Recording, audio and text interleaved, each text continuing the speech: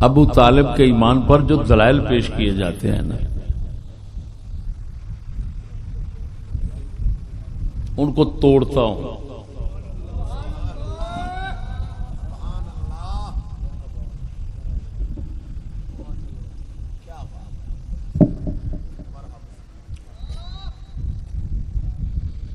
وہ جی حضور کا خادم تھا، حضور سے محبت کرتا تھا، بات سمجھنا.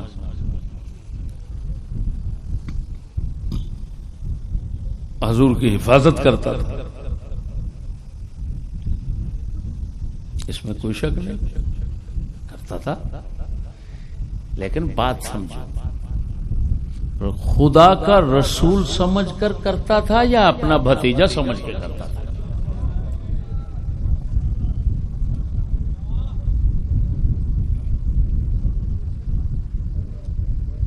یار وہ تو سچا سمجھتا تھا رسول کو، بھائی رسول پاک کو سچا سمجھتا تھا اس وجہ سے کہ آپ سے جھوٹ، یہ بات سمجھنا، وہ سچا سمجھتا تھا. یہ تو سارے عرب والے سمجھتے ہیں. یہ تو سکولوں کی کتابیں بھری پڑی ہیں کہ سارے عرب والے کہتے تھے یہ محمد سچا ہے اور امین ہے، صادق اور امین تو کہتے تھے. بات تو ہے کیا رسول خدا مان کر رسول کے دین کو سچا سمجھتا تھا؟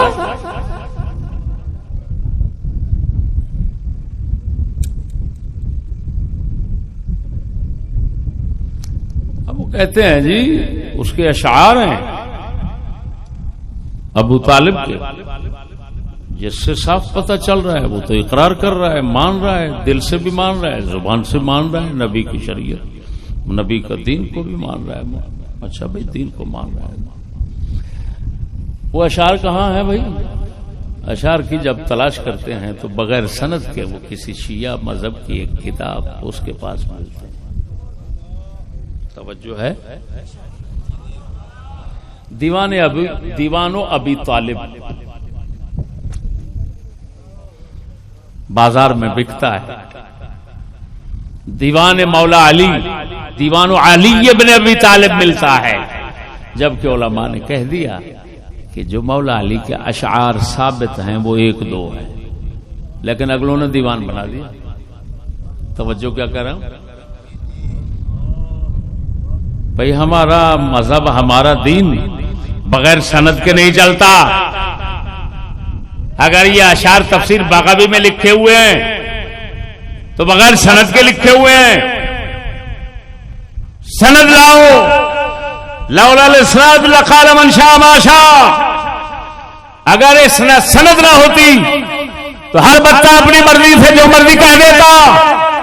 اسلام محفوظ رہا ہے تو تمہارا سند کی وجہ سے راوی ہوتے ہیں، راویوں پر جرح ہوتی ہے، تمام باس ہوتی ہے. جب راوی تمام جرح میں پاس ہوتے ہیں پھر جا کر روایت قبول ہوتی ہے، قبول ہوتی ہے، قبول ہوتی ہے، قبول ہوتی ہے، قبول ہوتی ہے. تو یہ تو شیعوں کی طرح عجیب بات ہے. یہاں یہ تو نہیں چلے گا یہاں پر بھائی.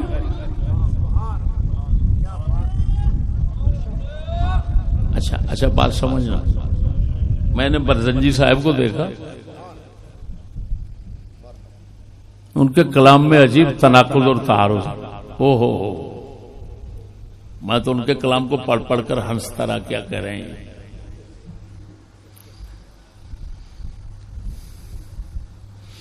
شعر پیش کرتے ہیں جن میں صاف ایمان، اقراری اور تصدیقی دونوں ثابت ہو رہا ہے.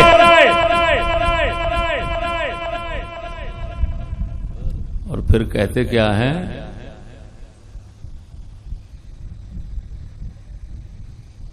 اور نہیں اس نے جو کلمہ نہیں پڑھا تھا،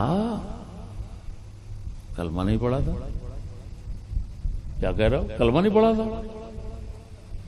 خود ہی تو کہہ رہے ہو حضور کے دین کو سچا مان رہا ہے، کلمے کا تو مانا ہی یہی ہے.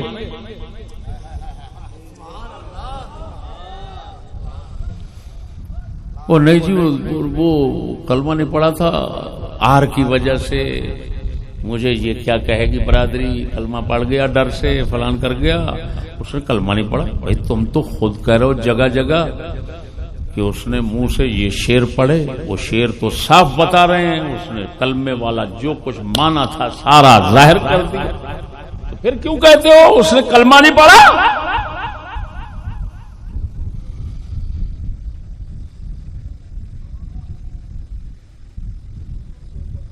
سمجھ نہیں آئی.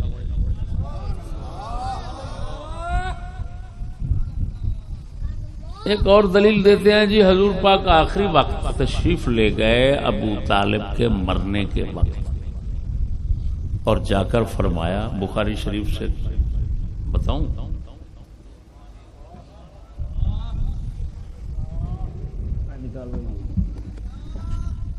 یہاں رکھ،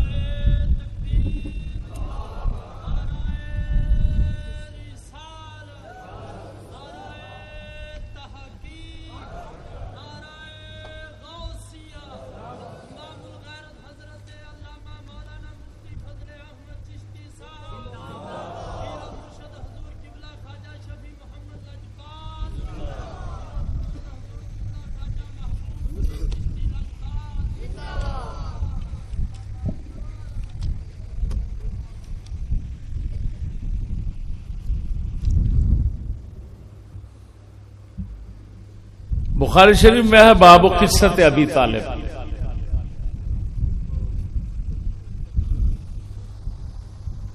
کتاب مناقب الانصار باب قصت ابی طالب. توجہ،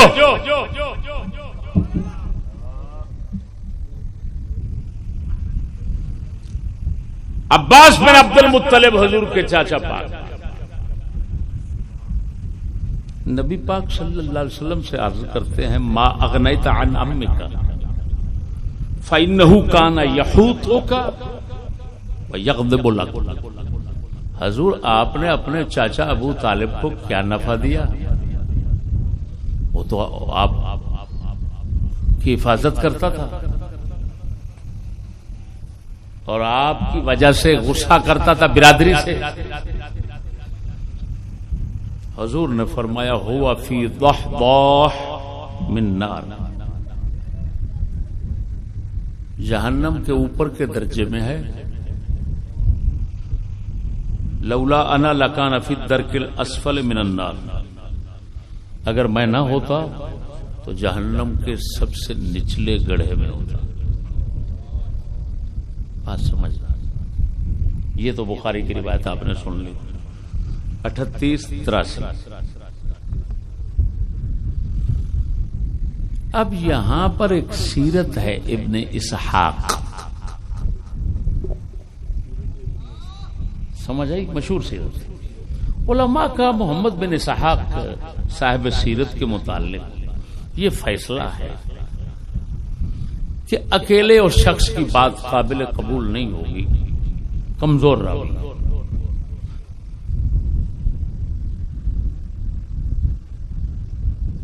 ایک تو وہ، دوسرا ویسے ہی جن سے آگے وہ لے رہا ہے وہ راوی بھی کمزور، تو روایت ضعیف. وہ یہ ہے کہ جی آپ علیہ السلام تشریف لے گئے، وہ اگلی روایت سناتا ہوں. حضور تشریف لے گئے ابو طالب کے پاس آخری وقت میں، تو آپ ابو طالب کے پاس ابو جہل بیٹھا تھا. حضور نے فرمایا، اے چاچا پڑھ لا الہ الا اللہ. یہ وہ کلمہ ہے کہ اللہ کے ہاں میں تیری طرف سے اللہ تعالی کے ساتھ جھگڑوں گا تو تجھے بخشوا لوں گا. پڑھ دیجئے، پڑھ لیجئے.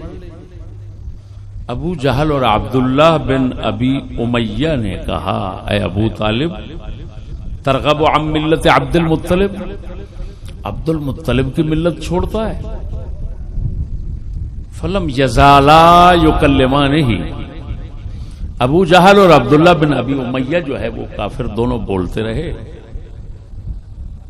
یہاں تک کہ جو آخری بات نکلی ابو طالب کے منہ سے وہ یہ تھی علی ملت عبد المطلب، میں عبد المطلب کی ملت پہ فوت جا رہا ہوں. یعنی کلمہ حضور نے جو پڑھانا چاہتا وہ نہ پڑھا، اور اس نے کہا میں عبد المطلب کی ملت پہ جا رہا ہوں. حضور نے فرمایا لا استغفرن لک، میں تیرے لیے خدا سے بخشش ضرور مانگتا رہوں گا، ما لم انہ عنہ، جب تک خدا روکے گا نہیں مجھے. تو آیت اتری ما کان للنبی والذین آمنوا ان یستغفروا للمشرکین ولو كانوا اولی قربا من بعد ما تبین لهم انہم اصحاب الجحیم اور انک لا تہدی من احببت. آپ نے فرمایا میں تیرے بخشش کی دعا کرتا رہوں گا جب تک خدا نہیں روکے گا. تو خدا پاک نے کچھ عرصے بعد روک دیا کہ مومنوں کو حق نہیں پہنچتا کہ کافروں کے لیے مشرکوں کے لیے بخشش مانگے. جب ان کو پتہ چل جائے کہ یہ پکے جہنمی ہیں، یعنی کیا مطلب کہ ان کا مرنا کفر پہ ہو جائے، تو اب یہ کوئی مومن کسی کافر مشرک کی بخشش کی دعا نہیں مانگ سکتا. تو حضور کو روک دیا گیا. اب بات سمجھنا، یہاں ایمان ثابت کرنے والے ابو طالب کا ایک روایت اس کے مقابلے میں لاتے ہیں، اور تمہارے کئی سادہ بزرگ جو تھے نا، جنہوں نے عقیدت کو آگے رکھا، وہ بھی یہ غلطی کر گئے. کیا کہ حضور ہٹے اور حضرت عباس آگے ہو گئے. تو حضرت عباس نے سنا کہ وہ کہہ رہا ہے لا الہ الا اللہ محمد الرسول اللہ. عباس نے حضور کو بتایا کہ میں نے سنا ہے، وہ ایسے کہہ رہا ہے. حضور نے فرمایا ولیکن لم اسمع، میں نے تو نہیں سنا. یہ وہ روایت پیش کرتے ہیں. اللہ اکبر و کبیرہ. دیکھو بات سمجھنا، یہ بخاری کی روایت ہے. حضرت عباس پوچھ رہے ہیں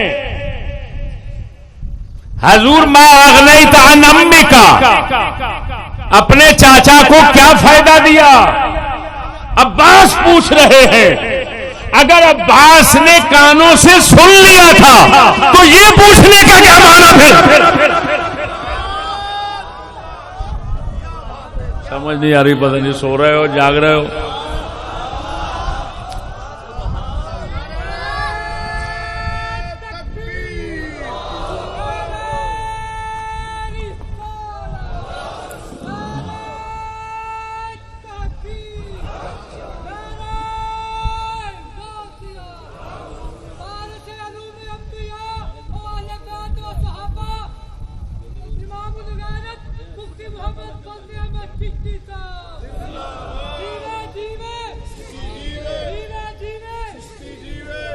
توجہ ہے بھائی. بخاری تو فرما رہی ہے کہ حضرت عباس پوچھ رہے ہیں یا رسول اللہ آپ نے کیا فائدہ دیا چاچا کو؟ تو ان کے پوچھنے کا حق یہ بنتا تھا جب وہ کانوں سے سن چکے تھے. وہ تو ہر مسلمان جانتا ہے کہ مرتے وقت کلمہ پڑھا تو سیدھا جنت. وہ الٹا پوچھ رہے ہیں تو اس کا مطلب ہے وہ روایت واقعتاً جھوٹی ہے. دوسری بات، اور بات سمجھنا بھائی، یہ حضرات کہتے ہیں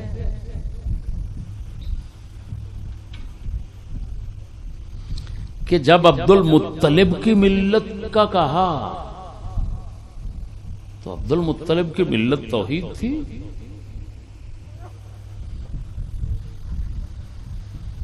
اچھا، اگر عبد المطلب کی ملت توجہ کرنا، اگر عبد المطلب کی ملت اور دین توحید تھی تو پھر ابو جہل اور عبداللہ بن ابی امیہ کافروں کا آ کر کہنا اترغب عن ملت عبد المطلب، عبد المطلب کی ملت کو چھوڑ رہے ہو.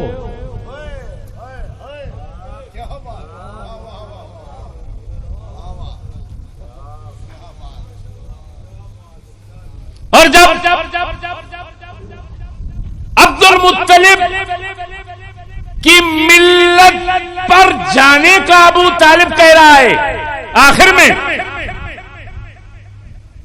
علی ملت عبد المطلب، اگر کوئی کہے جی عبداللہ ابو جہل اور ان کو پتہ نہیں تھا عبد المطلب کی ملت کا، اچھا بھی حضور کو تو تھا.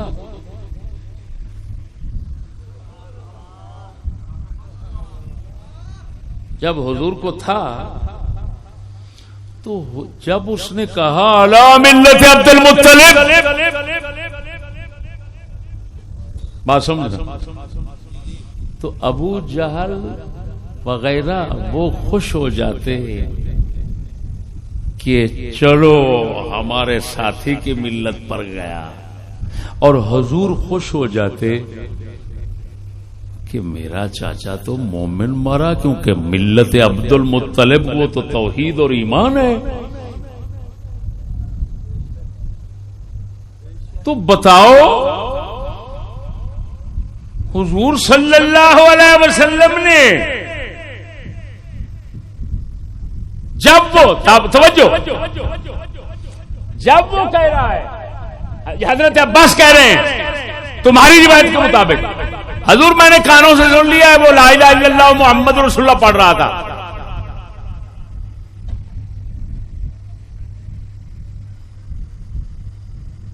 میں نے سن لیا. تو حضور فرماتے ہیں ولیکن لم اسمع، میں نے تو نہیں سنا.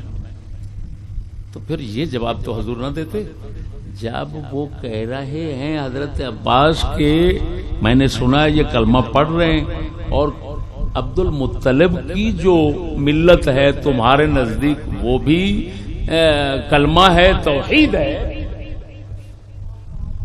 تو پھر حضور صاف فرما دیتے جب وہ کہتے نا کہ میں نے سنا ہے کلمہ، تو یہ نہ حضور فرماتے کہ میں نے تو نہیں سنا، حضور فرماتے کمال ہے تو نے تو اب کلمہ سنا، اس نے تو پہلے ہی کہہ دیا ملت عبد المطلب پر، تو ملت عبد المطلب یہی کلمہ ہی تو ہے.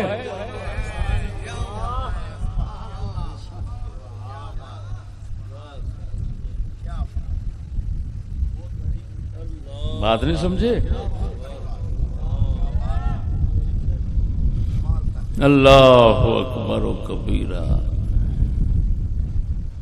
اب عجیب وہ جی عبد المطلب جو ہے اس کی ملت تو توحید تھی، وہ تو حضور کے آبا و اجداد میں آتا ہے. اور بھائی خدا کے بندے اس نے یہ برزنجی نے کہا ابو طالب وغیرہ ان سے تو شرک بالکل ثابت نہیں. اچھا نہیں ثابت تو بتا ابو طالب کا نام کیا تھا؟ عبد مناف. ابو لہب کا نام کیا تھا؟ عبد العزا. بولو قرآن میں آتا ہے عزا، لات، عزا آتے ہیں، یہ بت ہیں. عبد المطلب نے اپنے بیٹے دو بزرگوں نے یہ لطیفہ کا بتایا، حضور کے دو چاچے مسلمان ہوئے، دو کافر رہے. جو دو کافر رہے ان کے نام کافروں والے تھے، اور جو مسلمان ہوئے ان دو کے نام مسلمانوں والے تھے.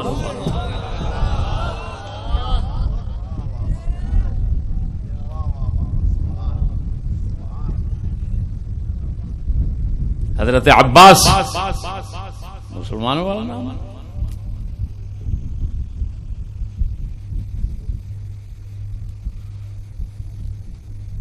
سمجھ نہیں آ رہی بات. لیکن ابو لہب اور ابو طالب یہ دو کافروں والے نام رہے. عبد العزا اور عبد مناف یہ شرک کی علامت ہے. سمجھ نہیں آ رہی بات کی؟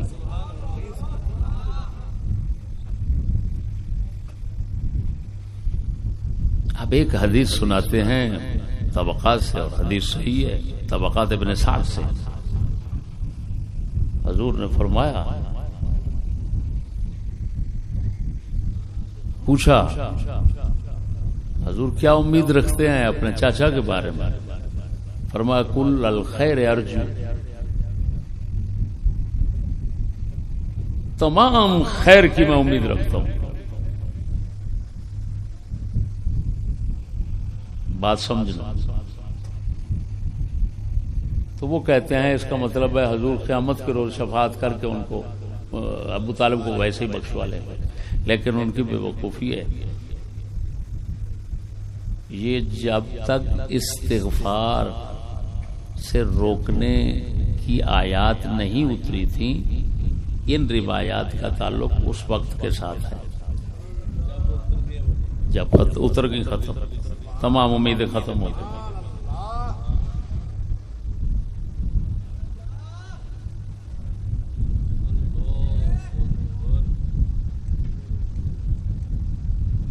ابو طالب کے متعلق آتا ہے ٹخنوں تک آ گئے، دماغ کھولتا ہے،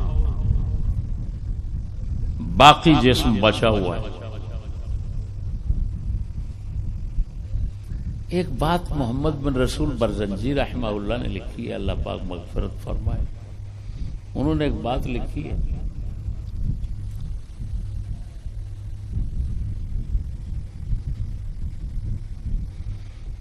کہ وہ جو ہے صاحب ایمان تھا ابو طالب، وہ جو حضور نے فرمایا ٹخنوں تک آگ لگ رہی ہے اور دماغ کھول رہا ہے، وہ اس کا کوئی گناہ ہے جس گناہ کی وجہ سے ان کو اس کو اتنا عذاب مل رہا ہے.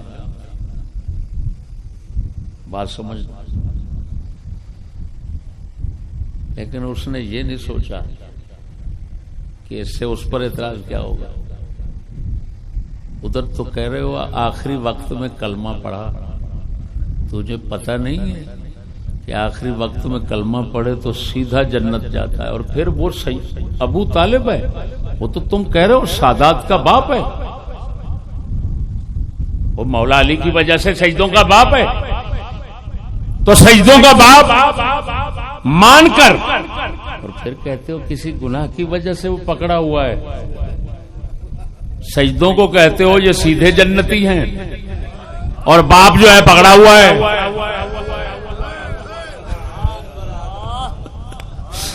وہ کہتے ہو سجدوں پر تو آگ حرام ہے، تو سجدوں کا باپ جو ہے وہ گناہ کی وجہ سے پکڑا ہوا ہے.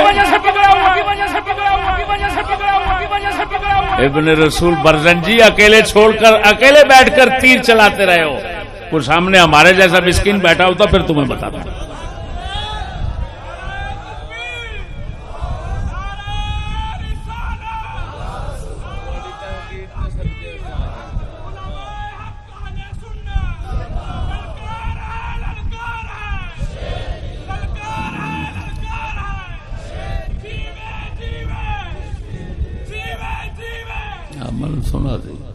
سنا دی. اچھا بھائی، برزنجی وغیرہ نے یہ کہانی بھی چلائی. قرآن میں آتا ہے لا یخفف عنہم العذاب، کافروں سے عذاب ہلکا نہیں کیا جائے گا. اور ادھر تو حضور فرما رہے ہیں میری وجہ سے عذاب اس کا ہلکا ہو گیا، تخفیف ہو گئی. میں نہ ہوتا تو نیچے جہنم میں سارا جلتا، میری وجہ سے پاؤں اور دماغ کھول رہا ہے. تو مسلمان ہوا تو وہ عذاب ہلکا ہو رہا ہے. بات سمجھنا. برزنجی صاحب کو اتنا علم نہیں ہو سکا.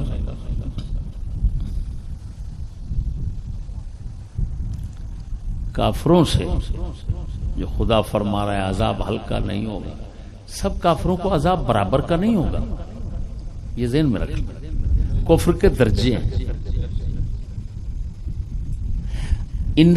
کہاں سے ثابت ہو رہا ہے؟ ان المنافقین فی الدرک الاسفل من النار.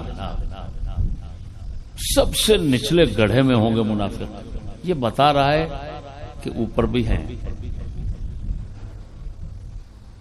نچلے میں وہ ہوں گے اوپر ہیں تو عذاب برابر نہیں ہوگا.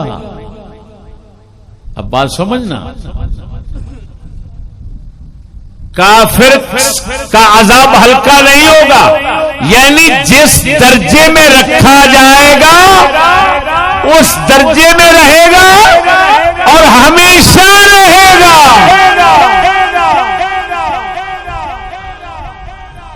اب ابو طالب اس کو رسول کی خدمت کی وجہ سے اوپر تو رکھا گیا ہے, لیکن کفر کی وجہ سے یہ جو رکھا گیا ہے عذاب اس کا رہے گا ہمیشہ, تخفیف نہیں ہوگی.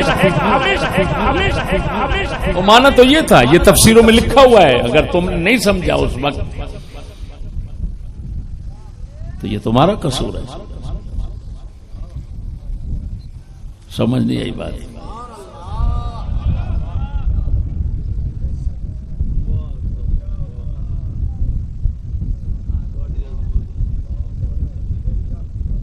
باقی میرے بھائیوں,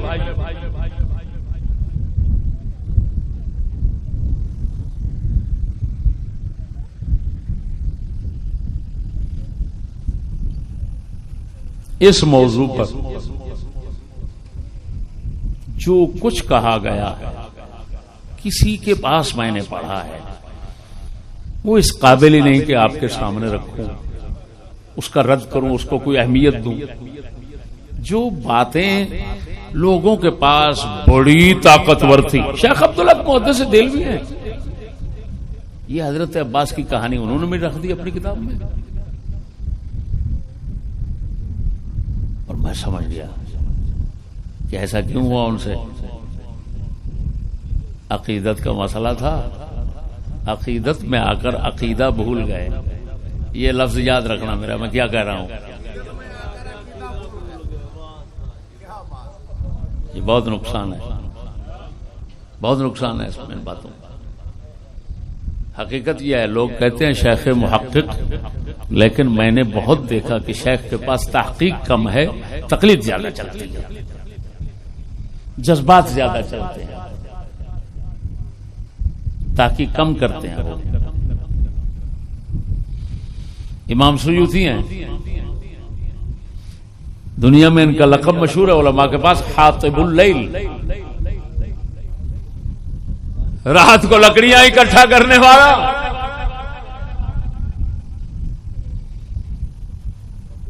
اگر کسی نے دیکھنی ہو جھوٹ سے جھوٹ روایتیں تفسیر میں سب سے زیادہ کسی نے جمع کیا تو امام جلال الدین سیوطی ہیں. ان کی تفسیر ہے الدر المنثور. او ہو,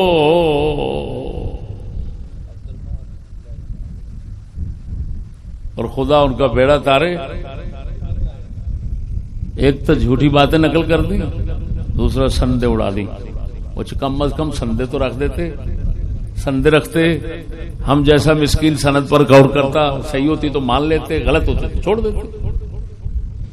انہوں نے کیا کیا, سندے اڑا دی اور ایسے ایسے قصے رکھ دیے جو سراسر جھوٹ ہے. یوں سمجھو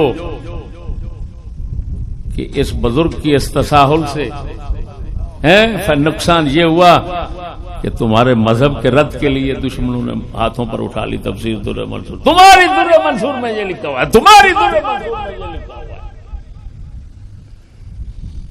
وہ بڑوا کسی کتاب میں لکھا ہوا ہو. یہ شیعوں پر بھی اعتراض اٹھتا ہے نا, تمہاری کتاب فلانی کافی میں لکھا ہے, فلانی میں. وہ کہتے ہیں بھائی یہ روایات کی کتاب ہے, روایات پر جرح ہوتی ہے. وہ خود کہتے ہیں جرح سے ثابت ہوگی صحیح, جس پر حکم لگے گا وہ مانے. یہ ہمارے ایک کتابیں ہیں فقہ ہماری کی, ہمارے عقائد کی, وہ کہتے ہیں, اور ایک ہے ہماری روایات کی.